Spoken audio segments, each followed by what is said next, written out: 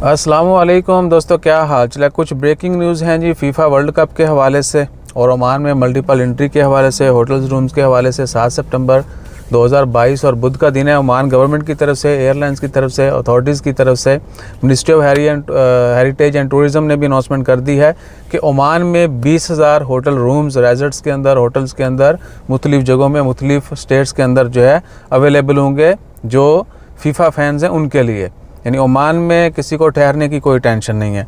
बात आ गई multiple visa की कि ओमान में जो लोग रहेंगे, ऑफ कोर्स कतर में तो बहुत एक्सपेंसिव होगा रहना, और अभी से यानी टिकट्स और रेजिडेंस ये वो बहुत एक्सपेंसिव हो चुकी है। जबकि फुटबॉल जो वर्ल्ड कप है वो नवंबर में शुरू होना है।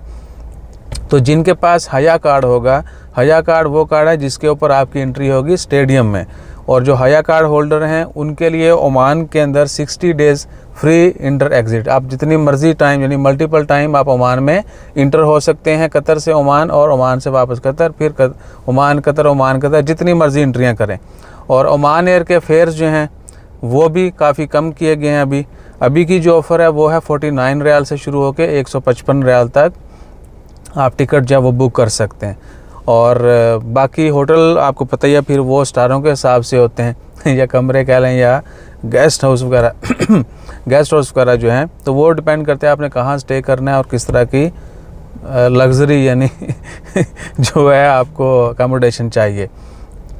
बाकी अल्लाह ताला खैर करे। इसके अलावा कोई मेजर अपडेट्स आती हैं वो भी शेयर करेंगे। और ये भी कि ओमान एयर डेली बेस पर 3,000 लोगों को कैरी करेगा। ओमान से जो है डेली 3,000 लोगों को जो है वो लेके जाया जाएगा कतर, और बाकी एयरलाइन इसके अलावा हैं। तो ओमान से कह सकते हैं कि हज़ारों लोग जीसीसी ममालिक से ही डेली जो है वो सफ़र किया करेंगे कतर के लिए। और बहुत सारे फ़ैन ऐसे भी हैं, हमें बस टिकट मिल चुकी हैं लेकिन ट्रैवल के मसले हैं, ठीक है ना क्योंकि ट्रैवल अभी से टिकटें लेंगे तो वो फिर असी वेले हो जाएंगे पहले ही।